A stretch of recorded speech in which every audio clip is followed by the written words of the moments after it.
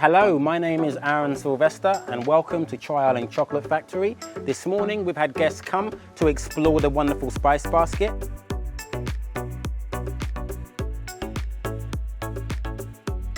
And they also had a chance to make their very own rum-filled chocolate truffles using rum from different rum companies here on the island.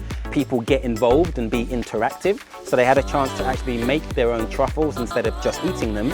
And secondly, I wanted to find a way to incorporate some of the rum companies that we have in Grenada into the festival, and the combination of rum and chocolate is just too good not to put together.